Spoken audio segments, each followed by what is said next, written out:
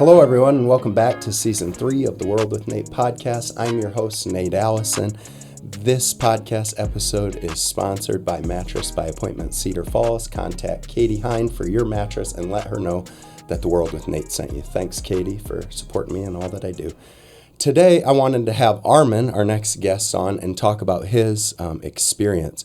Armin is a heart transplant recipient and a huge advocate for life and organ donation, and it was very important that I had you on. Armin, welcome to the podcast. Thank you very much. So your last name now, I'm not even going to try because I know I will butcher it. Will you do me a favor and pronounce it for me? Sure. So I guess. Muzafirović. And where does that come from? Yugoslavia, Bosnia particularly. That's where my parents are from. They were born there? Yes. And they moved here to the United States? Yes, they immigrated as refugees in 96. Holy cow. So not that far back. 96 is not that long ago to people who are my age. So what was you came here as a child? Or I was born here. Okay. And what was your experience growing up? What was their parenting like coming from where they came from? Best way I can explain it is like the old school style. Okay. So, I mean, it's really narrowed down to making sure, values are kept up. Family is very important. Okay. So keeping very ideological sense of family as a whole. That was important in the culture? Absolutely. And that translated to your family? Mm-hmm. Heck yeah. The whole close-knit, that is very evident. We have a large Bosnian population in the Waterloo area here, mm-hmm. and that is one of the things that I just think is so amazing, how tight-knit and how close that community is. Absolutely. Here. And that was something that you saw? Heck yeah. What sort of things did they tell you about from the back home? Did you ever hear any of those experiences of their past? You pretty much hear it every single time, but sometimes, some things are left better unsaid. Okay. Just because of the war, you want to not bring back different memories or different experiences. Yeah.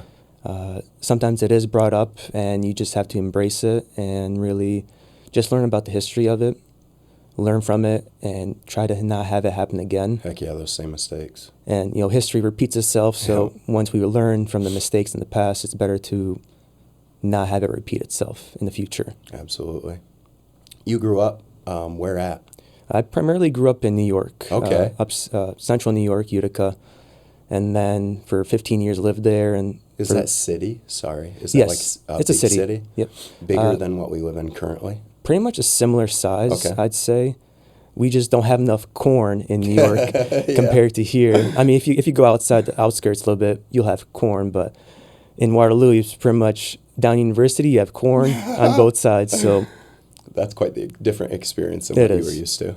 But I pretty much, traveled down to Waterloo before in the past, and so I have family here, and it was pretty much easier just kind of travel between the two places.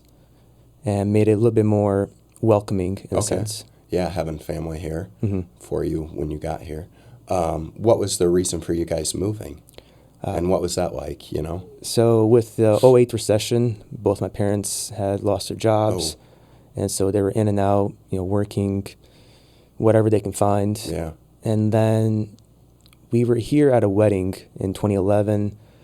And I didn't know at the time that my dad was low-key scoping the place out. And that was his reason for coming, maybe? That was one of the reasons. Yeah. He also had a sister living here, so they were always close growing up and made it a little bit more easier to kind of transition to a place that you already have family that's already present. But if you move to a place where you have no one there, you're starting fresh. Absolutely. But here, when you move, you're starting fresh with familiar faces. So you have an idea of who's around you, really, who can really provide help to you when you're new to an area. When you got here new to this area, what'd you feel? Were Pretty you nervous, much. or were you ready to rock and roll in a new start? I was ready to rock and roll. I mean, I was already used to living in a certain area of a certain size. Utica is pretty much similar, same amount of population as well. And so it wasn't anything different. Yeah. Like downtown Waterloo is similar to downtown Utica. Yeah. Maybe just a little bit more buildings, but obviously it's all similar. Yeah. But overall, it just felt like welcome to my second home almost. Heck yeah, that's cool to hear. Pretty easy transition. Then Absolutely. For you. And then high school, where'd you go to high school? I went to high school in Proctor in Utica, and then went to West High at Waterloo. And what was your experience like there? Much more different comparing the two different schools. Yeah. You have different academics as well as the population. So I think the average total schools, if you add up, 9th through 12th grade, was about 4,000. At Waterloo is under 2,000. Yeah, so it was a lot bigger where you came from. A lot bigger, yes. Okay. So getting a smaller area, smaller class sizes, what sort of things did you do to stay busy in high school? In high school, I tried to stay busy with sports. Let's see, that's been a long time, so trying to think back. But primarily just with my studies, tried to keep busy. Sports was a big part of my life growing up. Heck yeah. I played soccer, did martial arts, dabbled a little bit of tennis, but that was about it. Soccer's big in the Bosnian community? It is. Yeah, heck yeah.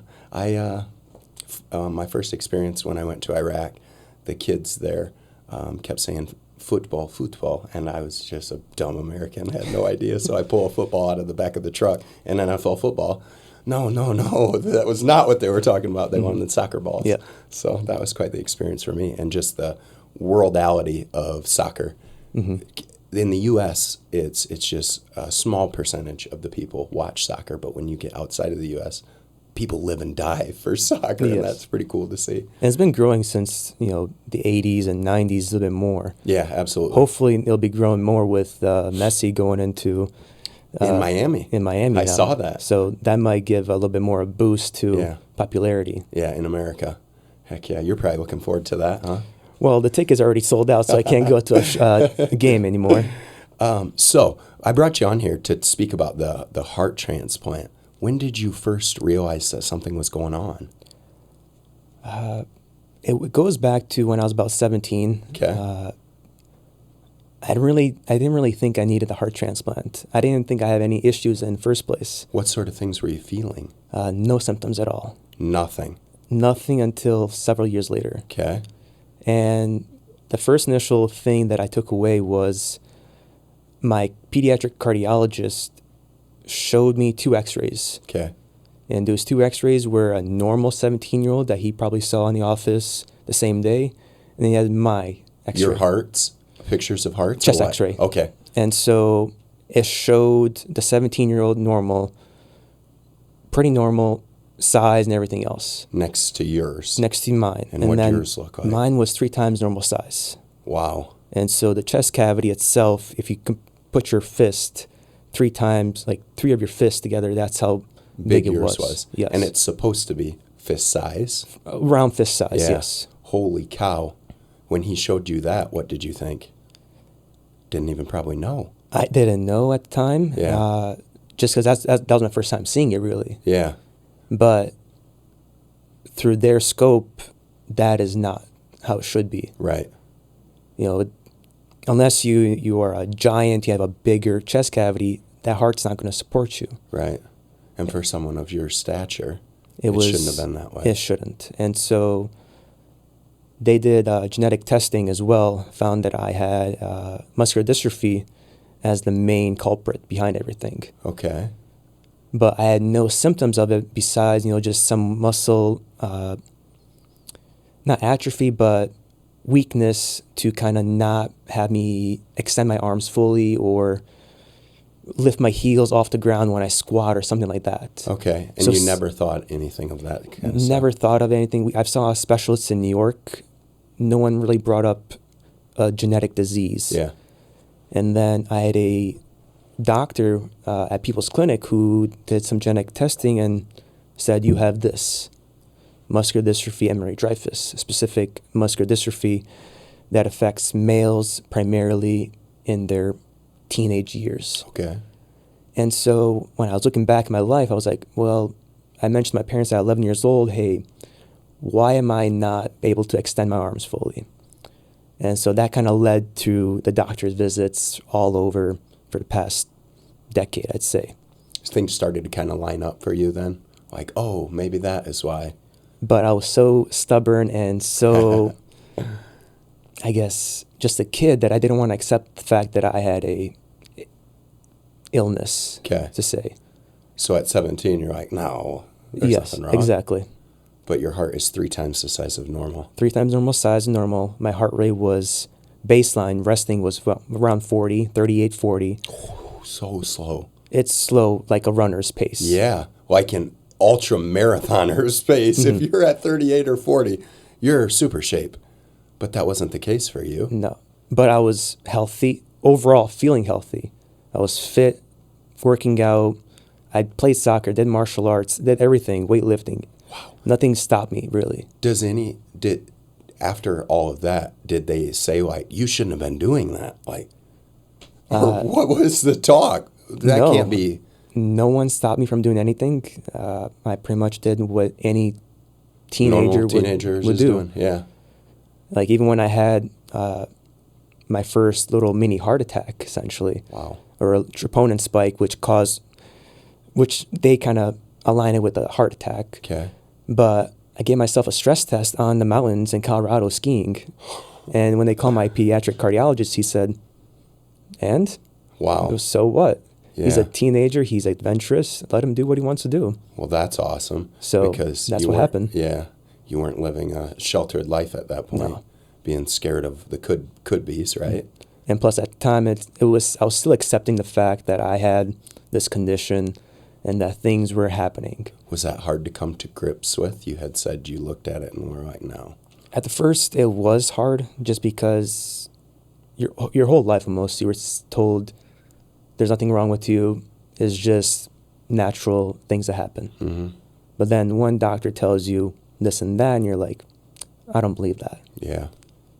So you want to take one doctor's word against several others. It's kind of hard to believe at first. Right. But of course, technology and medicine change over years, that not everyone has the same knowledge that they did a couple of years ago. Right. It changes so quickly in that field. Yeah. So you have to be able to adapt on the spot and know what's happening around you. Even though doctors knew about the diseases of this type of nature, but they weren't really skeptical to go further in depth with it. And this one doctor said, you meet the criteria on the baseline of the exterior, let's go more interior and see what's your DNA say. And that's where she found a deletion in my DNA to cause muscular dystrophy, which that muscular dystrophy ended up weakening my heart muscle. And that heart muscle ended up being so weak that you're trying to pump the blood throughout the whole body, that the heart's just going to work harder and harder, and when it gets bigger, that's what happens. Right. So, when your heart is that big at 17, what are they telling you is the future? What is the next step? So at first they wanted to get my heart rate up. To test you. Yeah, so they implanted a pacemaker. Okay. Which didn't really do much at the time. It maybe just kept my heart rate steady, let's say. Did you feel differently when I didn't feel any different. No. I mean, just besides having a piece of metal inside you, and that's about it. Yeah. But anything else besides that, I had no symptoms. Yeah. It was like nothing else. Right. Symptoms only became an issue after my little incident in Colorado. Okay. That's when I started feeling all the symptoms at once. So it went from nothing to a bunch. Absolutely. Okay, so explain Colorado now. You were going skiing? Yes. Okay. And so I've been skiing, since I moved to Iowa, and I loved it ever since. And instead of going to, Sundown Mountain and the Butte for 30 seconds, I was like, with you and I's ski club, I went to Colorado, and very cool. That way you have at least a couple minutes on the mountain instead. Heck yeah.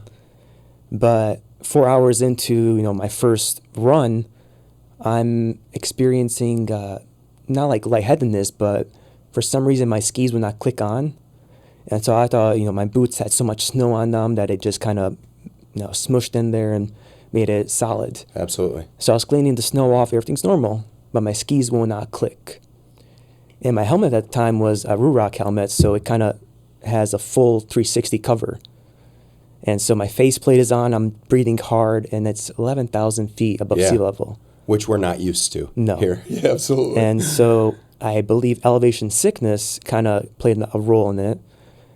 but I just could not get my skis to click on. And I went to ski patrol. I'm like, hey, I don't feel so good.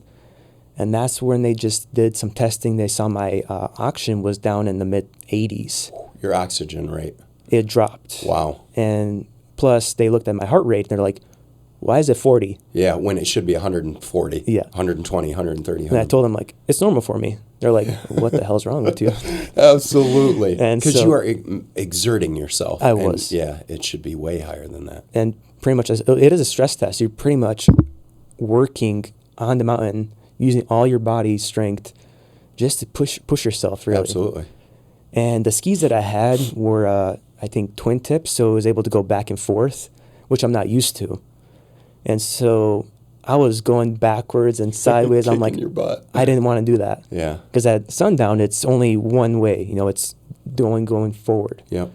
But in Colorado, it was both ways. And I was like, I'm trying to keep my balance because I don't know what's behind me. Right. And so if I'm going backwards, it's like, I don't want to turn and run into a tree or a bear or something. Whatever. So that's what happened. Yeah. And how old were you at that point?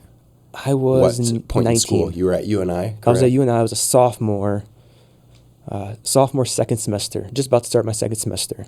Okay, and then what did that lead into, this incident on the mountain, and then what?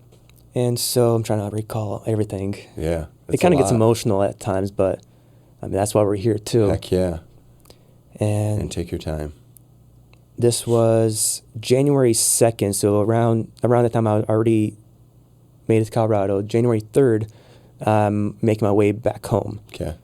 And so I was you finished out the ski trip? Essentially, the ski trip was supposed to be a week long. Yeah. And I finished it within 2 days, I'd say, because of the emergency. Yeah. And the doctors in Colorado, they did not want me to stay there because it was not healthy for me to be at this level, to be exerting myself even more. Absolutely. And obviously, I was still stubborn at the time. So I just bought a plane ticket back to Omaha because my parents were going to come to Omaha, visit family, and we're just going to stay there for a week. Okay. And so I stayed there for about a week, and they came for the weekend. How were you feeling at that point? Normal. Back to normal. Everything was back to normal, just enjoying life. Yeah. I felt like nothing had happened. Huh. Dang. Were you kicking yourself in the butt for leaving Colorado early? I was. Yeah. Because all my stuff was in Colorado still. So I had to have, people that were within my club bring all my stuff back to Cedar Falls. Right. Meanwhile, they're having fun. You're having to hang out in Omaha. Yeah. Yeah, I can see. It was a big difference too because it was, January. You expect to be like, 30s, 20 degrees or less. It was like 60 degrees at time. Heck yeah. And I was like, this is not winter at all. I'm in sweatpants, but it's like no jacket at all. Yeah. So it was weird. Yeah. So you get back there, you spend some time in Omaha, and you're feeling back to normal. Absolutely. What's the next thing that happens? And so as the weeks go on, I started my second semester of my sophomore year. And then I started developing symptoms. And primarily the symptoms were edema. And which is, I'm not familiar. So edema is tissue swelling. So your body swells. Primarily you see edema in older patients or older individuals in their legs. Okay. Where they have to have, those compression stockings. Yep. And so that's what was happening to me. A 17, 18-year-old man. Yes. Jeepers. And you had never experienced that before? Never. So where did you, like your arms, your legs? So it was in my legs and then in my body, in my torso and my and you could abdomen. visually see a difference? Absolutely. Because, my baseline weight at the time was 150, but I was working out, I was taking, protein, muscle gainer. So you expect to gain some more muscle and, more body fat and mass as well. And so I think my weight got up to around 179, 180. Oh, wow. And so 40 pounds? Yeah. Holy cow. And so this was a matter of, I'd say, within a year, I got to that weight. Okay. But the symptoms didn't really start until January. So I think that's where I ended up having more of that fluid, that edema built up more to get me to this weight. Okay. And it wasn't muscle mass that you had built up. No, it was just fluid swelling. It was fluid swelling. My tissues were swelling up, and I got up to that weight. Wow. And the physical signs were my body shifted itself. What do you mean by that? And so if you picture S, has curvature. Okay. That's how my body looked. So if you look at one side of your chest and you make an S, my body was making an S. Huh. So I had fluid kind of going all over. From my waist to up to my neck, I had fluid that was making an S curve. And then your body, instead of a straight line, was disproportionate? Yes. Wow. So and you could see that? I could see that, and I was scared because I was I would have been scared, yeah. I had no clue what was going on. I went to the doctor. They did a CT scan and found my fluid all over, pretty much. And so they had to start me on diuretics, just kind of to try to get that fluid get it all out, really. And then that's dehydrating you too. Mm-hmm. Jeez. And so you're getting dehydrated, but you also have to put fluid back into yourself. But that kind of just repeats the cycle. Yeah. And so the only way to prevent that is to kind of decrease your intake of fluids to maybe less than a liter a day. Which everything in your body runs on water. Yeah. An average person should have about 2 liters a day, 8 water bottles, essentially. And you're cutting that in half. Yeah. So you have all this swelling and buildup, and they put you on some medicine to get rid of that. Mm-hmm. What's the next plan? What are they telling you at that time? At the time, the next plan was to get an ICD.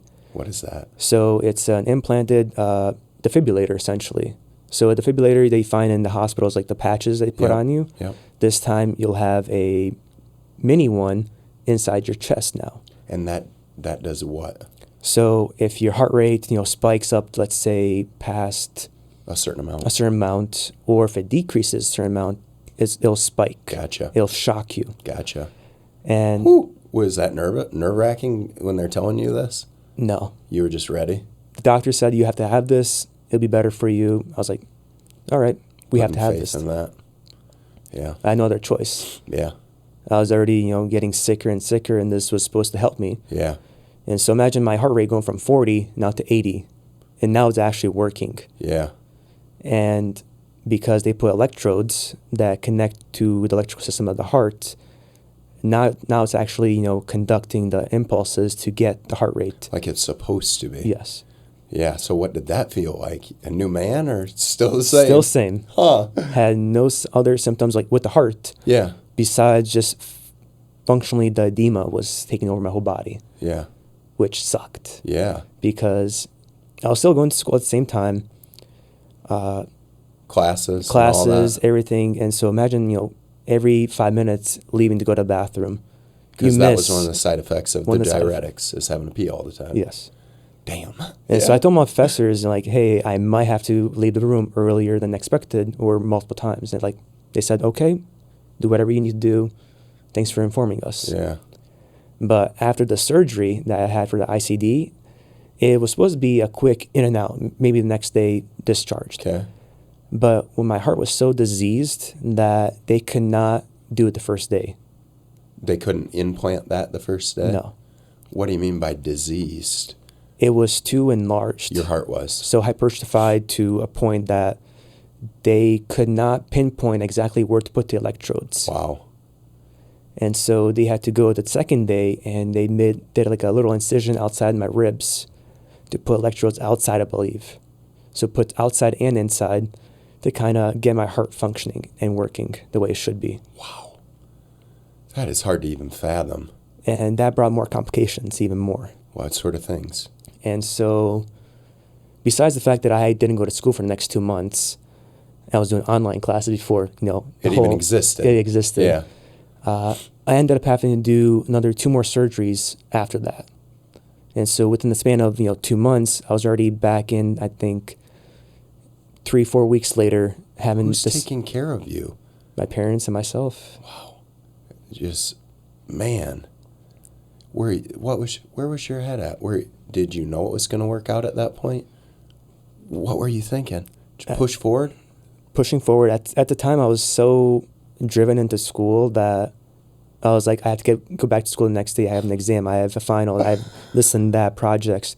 Will you give me some of that? Because I cannot, man. I'll take some of that. Everyone was telling me, stop stressing about school. Yes, that's what I wanted. Just stop, dude. It doesn't even matter. And I was so driven into finishing the semester. I was like, well, I have to finish this. I have to get good grades and whatnot. And so I was like, if I don't do this, I lose my scholarship or something like that. Yeah. And that was just me being stubborn 19-year-old, just trying to cruise life, I guess. I love it, though. The driven to know that you need to do that. And so Says a lot about you. I was sitting in, I remember sitting in the inpatient room waiting to be discharged. And I'm just like, I got to go back to school. I want to go back to school. Even though I just had my surgery, I want to go back. And everyone's telling me, like, chill out. Yeah. My mom is telling me, stop stressing about school. Yeah. I'm like, I can't. Because you probably should be in the least stressful environment possible, correct? Yes. Yeah. And you're here trying to get back into class the Yeah. next morning. And so, thankfully all my professors at the time were appreciative of me communicating where I was, what was happening, and they allowed me to do online class. Yeah. But it was difficult when you have labs and that type of nature because you're going to school for what? I was biology pre-med at the time. Heck yeah. And so all my biology and chemistry classes are labs in person. Mm-hmm. You miss one lab, I think that drops you down a letter grade. You miss 2 labs, you've pretty much failed the class. And as somebody as driven as you, I would imagine that that's not acceptable. No. No? And so one class I had to retake because I could not complete the lab. Yeah. Other lab, I came in, just took the test. Professor's like, you passed. Heck yeah. Wasn't the best score, but you passed. Yeah. Even though I had no knowledge of it because I hadn't been in school for 2 months. Yeah. Whew. What a trying freaking time. It was ridiculous just Yeah. trying to keep up with everything. But I was so driven to get back into it that I only made it back during the week before finals week, where everyone is kind of getting more stressed, Yeah. exciting for everything. I was just cruising with things. And Well, yeah, look at the stuff that you faced prior to having to do finals. What's there to worry about, right? Yeah. Hell yeah. Hell yeah. So you get what was it called? ICD. Okay. You get the ICD. It cranks your heart rate back up. What does that look like next? So You know you need a heart transplant at this point in time? it was informed to me at the time. Okay. And so I had a doctor who came in as I'm getting ready to be discharged in that process. And he said to me that the outlook does not look bright. And so Who was there with you when you got that news? I was by myself. And what was that like? And it was like, okay. Bring Like it on, man. I just want to get out of here. That's my only thing. I don't want to be in the hospital. Yeah. And at that point in time, I was like, all right, I'll just do these, paperwork, whatever tests you want to do, just get over with. I'm not going to have a transplant. Wow. And I told myself I wasn't going to. I was going to get better. I was going to allow my body to heal, get more fit, eat healthy, do things right, just so I don't have to do the surgery. Whatever you would have to do, you were willing to do. Absolutely. And so he did the initial paperwork, got me all, registered to go through this process. For organ donation? No, for transplant. Okay. To be able to go through the process, you have to go through tons of paperwork, different examinations, mental, physical, everything. To become a candidate to Yes. receive? Yes. Is there a long wait list? Absolutely. Yeah. And it depends on your status. Okay.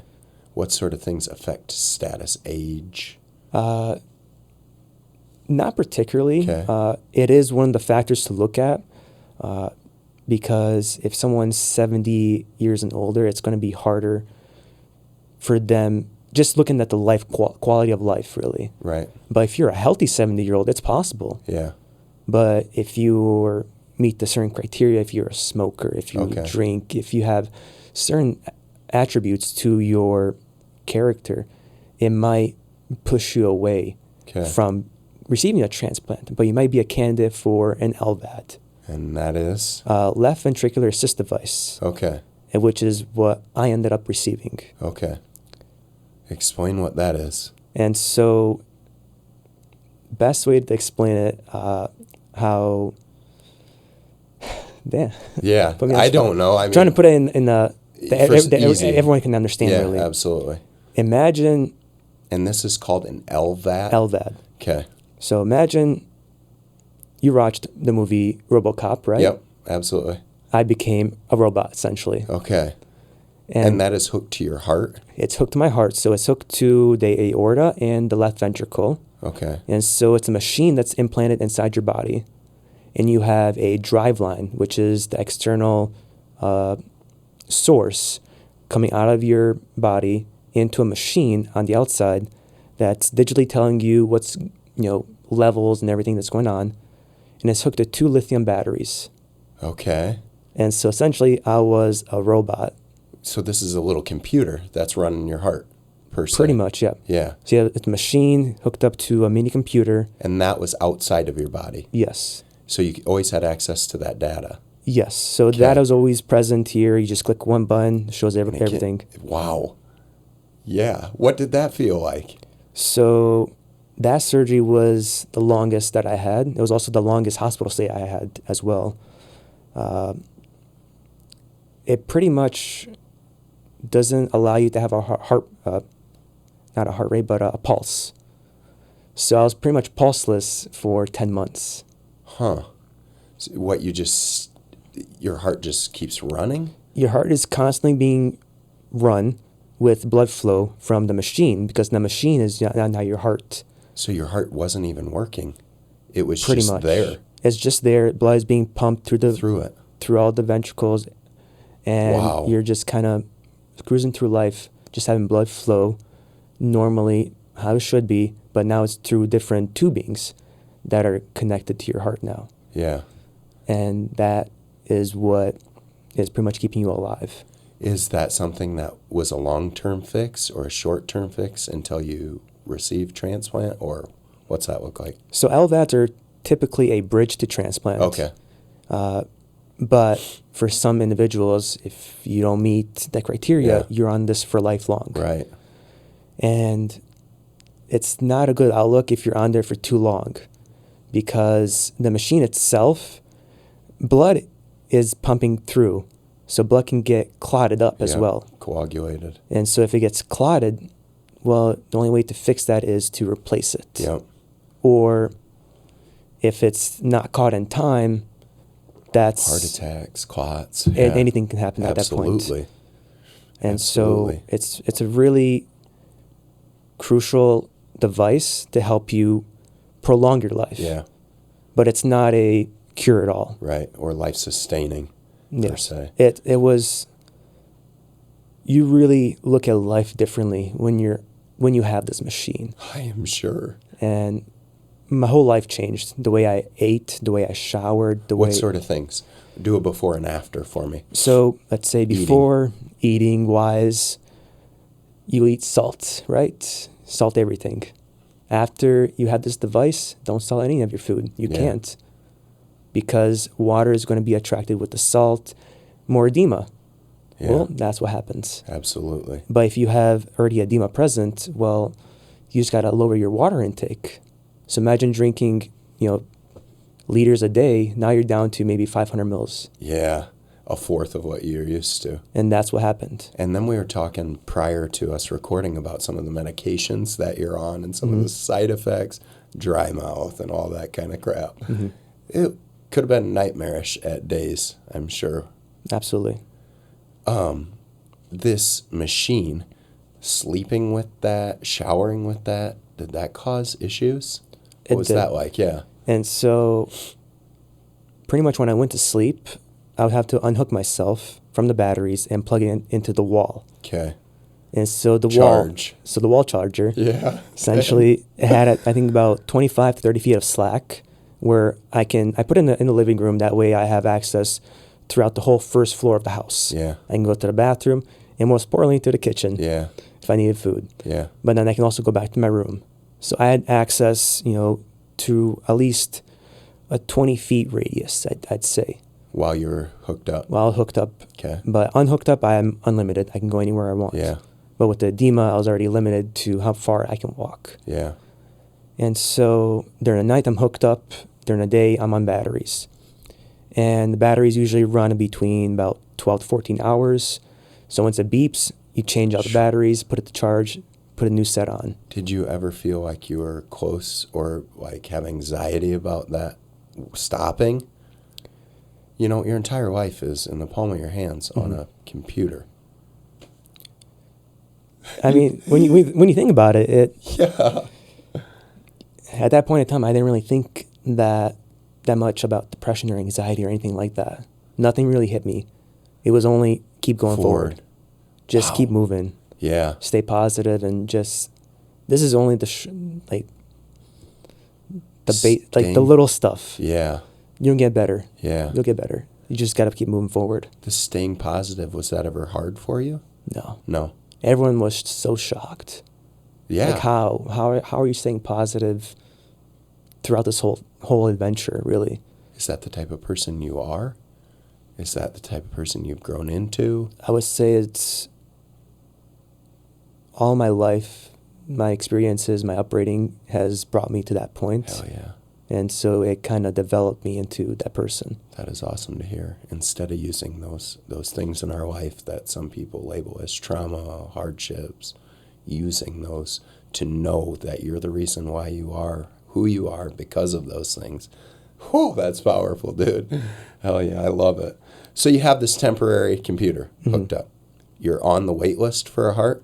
Yes. So in September of, I believe it was 2017, I get listed for heart transplant. Okay. So I get put into the database of UNOS, which is the main, I'd say, database for organ donation and transplant. Okay. And so that covers everything. That covers everything in the U.S. Okay. And so from organs to tissues, they're the main man. Okay. The main person in the decision, really. And so at first I was listed at 1B status in the state of Iowa. Okay. Which at that point in time, I believe there was 4 stages or 4 levels of placing you on the list. Okay. I think there was like 1A, 1B, 2, 3, and so forth. Okay. And so does 1 correlate with towards the top? Yes. Okay. So 1A is you're like tip top at the point. Yep. So you should be getting a call any moment. Okay. And at that point, they wanted to add a 24/7 milrinone drip. So it's a drug to help my right heart function better. Okay. And so that was made through a PICC line, which is... I'm familiar with PICC lines, yeah. I'm trying to explain it. Will, yeah.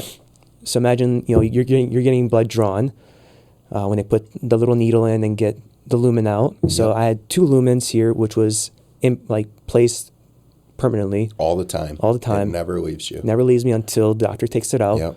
So it's easier to get blood drawn. So you don't have to poke yourself, or not poke yourself, but have doctors poke you for labs or whatever. And so I had 1 lumen that was constantly having medication flowing in to help my right heart. And then the other one was for blood draws. So every week I'd get blood draws. Every few days I get blood draws. To make sure your numbers were good? Make sure my numbers were good. Make sure I'm not... because I was on warfarin at the time, which is a blood coagulant. Yeah. And so you don't want your blood to get too thin or too thick. Right. Because then you can clot, bruise, etc. So many different things can happen. So I'd stay below a certain level, and that level was spiked up, got to recheck it again. Yeah. Change your medication, recheck it again. So it's constantly you're getting house calls or going to the hospital. Non-stop. And this was prior to COVID? This was prior to COVID. This was 2017. Okay. All right. So you have these PICC lines, you're getting this medication, and that's to stabilize your heart? To stabilize it and to kind of help improve it. Okay. Until you would receive? The transplant, yes. Yeah. Because while I was in the hospital, so I was there for 33 days. Oh, wow. And that was for the LVAD. That was your longest stay? That was my longest stay. And so with the LVAD, I also had an RVAD. So pretty much for the right heart as well. Okay. But after about, I'd say, a week, the RVAD was taken out, and that way I was able to be more mobile. Because before that, I was immobile. I could not move at all. Wow. You were just stuck in one spot. I was stuck in the bed. Days. Well, I was stuck in the bed for about a week, 2 weeks. Wow. So I couldn't really move. Yeah. And so once I took the RVAD out, I was able to be mobile. I was able to move, go on the wheelchair and whatnot. Yeah. So for the other 20 days, I was actually mobile. I was actually moving around. But it was so limited because of the edema still present. Yeah. And so there wasn't much that they could do besides, diurese me to my dry weight, Right. which was, I think, 120, 122. So that was like... To try to get that water out. That was, yes. So once they got all the water out, that was 122 maybe. Wow. But that didn't last for long because within a week I was back to 140. Because of the swelling. Because the swelling, because the heart is so weak at that point that your other organs are not functioning right too. Everything else is affected. Everything else is affected. Did you have any symptoms of that at that point? Yes. So, shortness of breath is very common. Yeah. I didn't have much of it. I had very little. Because with the surgery, they're going to deflate your lungs to get into the cavity. Wow. So as you get back, your lungs are getting inflated. You have to work on them. Yeah. The breathing tube, you have to blow into it, get a certain amount of milliliters every single day.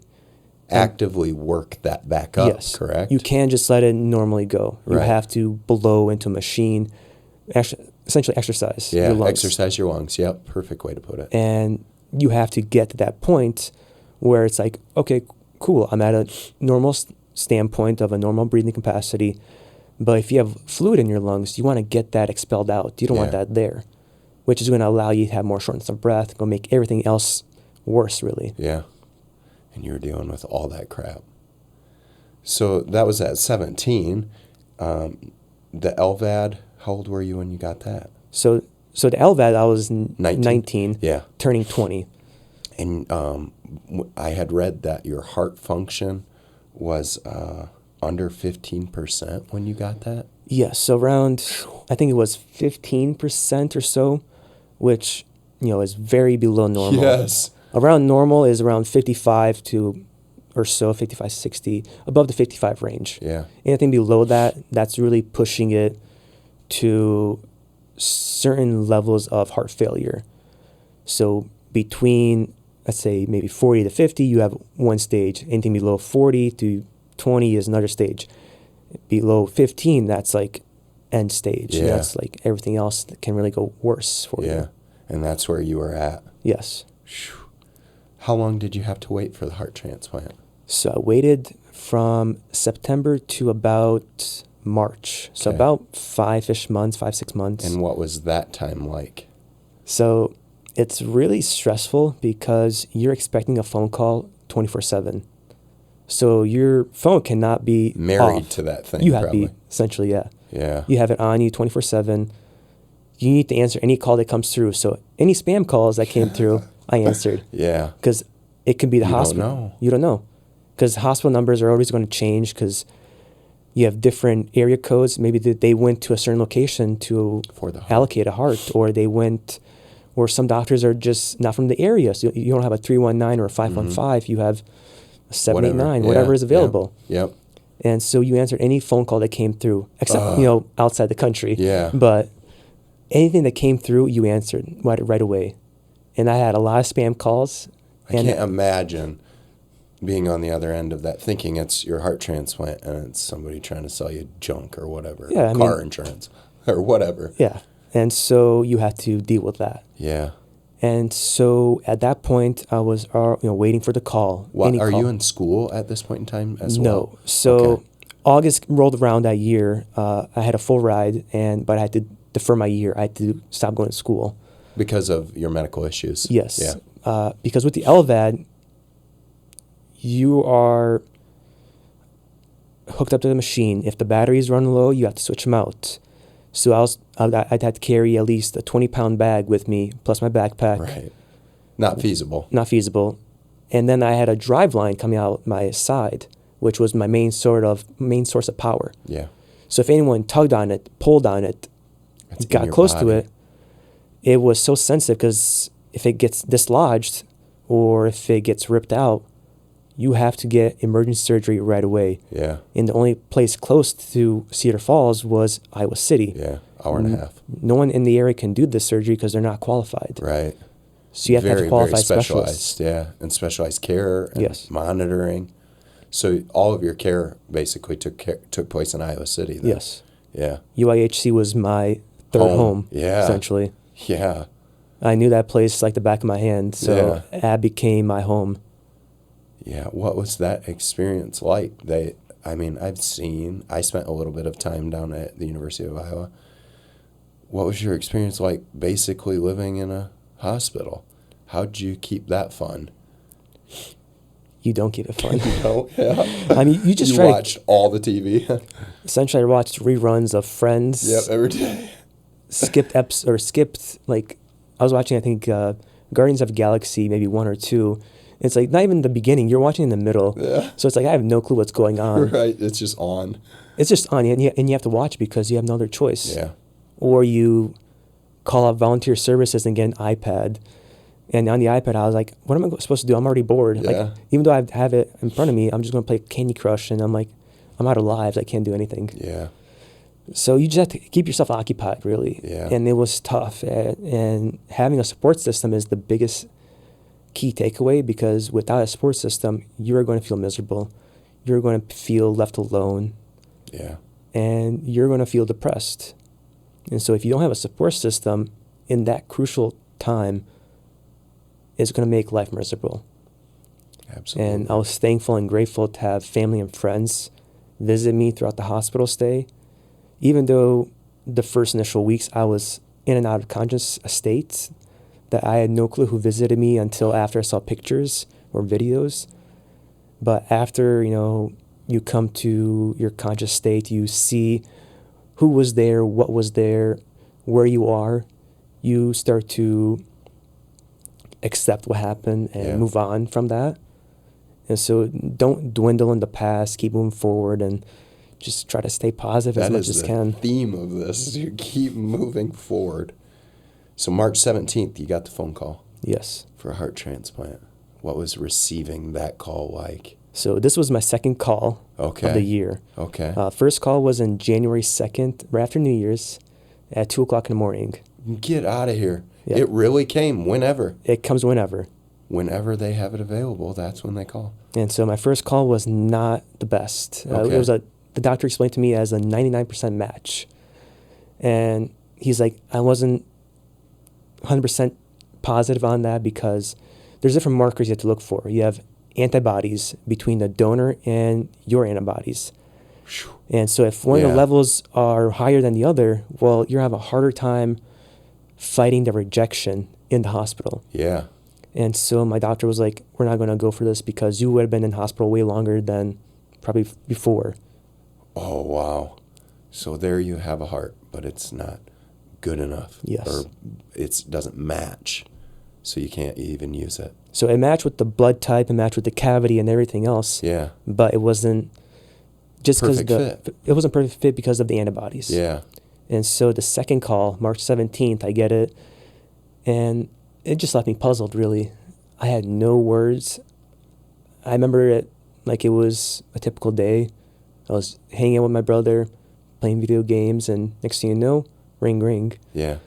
I grabbed my machine, grabbed all my gear, started answering the phone as I'm going to the kitchen where my parents were. I'm like, it's ready. Like underneath my breath, I'm like, it's ready. Like, I'm ready. It's go time. Goosebumps. Yeah, that is so awesome. And my parents look at me like, what's going on? Yeah. Like, what's happening? And you just drop whatever you're doing. And we were told, always have a bag ready. So always have a bag ready. So the minute you get the call, you're out within 5 minutes. And so the bag was ready. I packed up all my gear and left. So I think this was around like 2 o'clock on March 17th in the afternoon. Thankfully not in the morning. Yeah. And we get down to Iowa City. It was around 4 o'clock. All my family was there, my parents and my brother. That support system. And we knew that this time is going to be the time. Like, it was 100% guaranteed with us. Yeah. And we were positive about it. And once the doctors started coming in, they said, all right, your last supper is going to be at 8 o'clock, so don't eat anything after that. You knew it was real. And so I knew it was real. And at that point, I was like, all right, well, all the ice cream I can have now. Let's go for it. And just kind of enjoy life at that moment, because even though you're getting in the process of getting the transplant, the unknown is still possible. Absolutely. And so the what if happens. Yeah. You try not to think about it. Yeah. But it's in the back of your mind. But no one wants to think about it. Right. Because what if you don't make it? Yeah. What if it doesn't line up? Your legacy has lived, and you have made an impact in other people's lives. Hell yeah. That's what we can hope. Absolutely. And so once anesthesia came through, they said, "Are you ready?" I'm ready. 4 o'clock in the morning, got woken up. I said, "Just let me brush my teeth first." And I got through it, got to the OR. Everyone knew me already because I was a previous case there. And I was just so joyful to be in there. I was talking to everybody, and they just wanted me to shut up, really. It was the most important day of your life. Yeah. But I was so excited, and they're like, "All right, you need to calm down a little bit." So put the mask on, get the anesthesia going. And they usually say, like, "Sir, back, come back from 10." But I was still talking, so I wasn't even counting. And I was just talking with everybody, and next thing you know, I'm out. I don't remember anything. I wake up, heart rate's past 120, 140, 150. Wow. I'm just like, what's going on? Yeah. And so now I really feel it. Yeah. I really feel the heart. Never in my life felt 120, 140 beats per minute. Wow. And that's when I knew life has really made a difference. Wow. Yeah. I can't even imagine that. I know what it feels like to get my heart up and racing. And for you to experience that many years later, that is so freaking awesome. And female hearts, my donor was a female. Okay. And so female hearts that didn't play a part? No. So male or female does not play a role. It just, whatever happens, whoever's available. Yeah. Whatever's available. And so female hearts actually run higher in heart rate than male hearts. Okay. So that explains why I was also running higher heart rates than normal as well. Wow. So the heart, you get the transplant, you have this new heart, you wake up feeling like a different man finally after all of this. You had the opportunity to meet the mom of? Yes. Is that correct? That's correct. What was that experience like? A little nerve-wracking because, everything's just happening at once. I try to keep a composure and not tear up or not try to cry, but the minute you finally connect a face with a name, that's when it all hits you at once.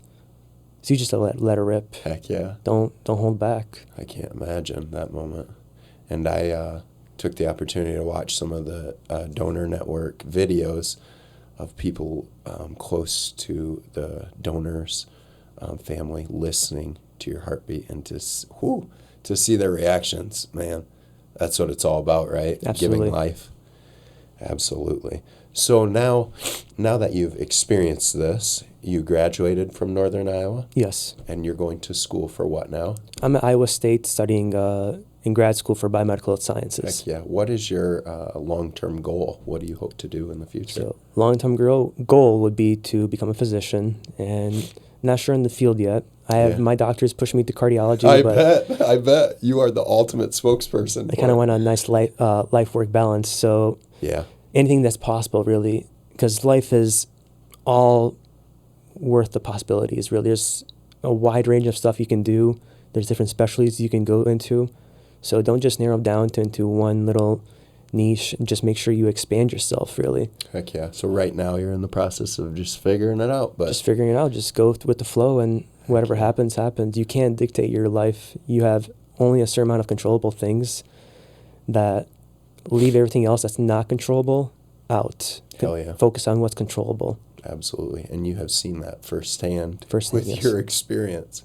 You aren't controllable about much. And the stuff that you control, right? Absolutely. Hell yeah. So a first-generation student who graduated from UNI, now you're pursuing a medical, who knows, maybe someday you'll be a heart surgeon. Fingers crossed. Heck yeah. Well, we're running out of time, but before you get out of here, Armin, I do a little game of this or that. Okay. So it's just things I ask you, and you pick whichever one speaks to you. Sure. Sound good? The first one, this episode of The Firing Range, is brought to you by Pixel Labs. Thank you, Pixel Labs, for making this podcast possible. Your first question is, are you a passenger type of person, or are you the car driver? My dad's going to hate me for this one, but passenger. Okay. Nights or mornings? Which Mornings. do you prefer? Vacation or are you a homebody? Vacation. Are you taking ketchup or ranch? You Ketchup. can choose neither, too. Netflix or Hulu?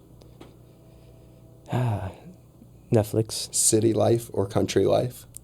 Both. Okay. Ambition or comfort? Which would you choose? Ambition. I already knew that one. Messy or are you a tidy person? Have to be clean. Call or texting? Call. And your last one for today. Would you choose to win the lottery or land your dream job? Puzzled you with that one. Well, how much is the lottery? I'm not going to tell you. Millions upon millions upon millions. Or your dream job. And you'd make a lot of money at that too, I'm sure. I'll do a dream job instead. Oh, yeah. I like that choice. Dude, thank you so much for coming in. Like I spoke with you before, and I had mentioned I've never met someone who is a recipient of an organ, and I am an organ donor, and I fully believe in the gift of life. And if we have the opportunity to give, I definitely think we should. And I think your story solidifies that and reinforces it. And thank you so much for taking the time to come on, dude. Thank you for having me. It's a pleasure. I love to talk about my story and educate the public, educate the community, share my story, inspire others, and just kind of debunk myths about organ donation. Absolutely. And have fun with it all, really. Hell yeah. Living that life. Yeah, absolutely. I appreciate it, Armin. Thank you.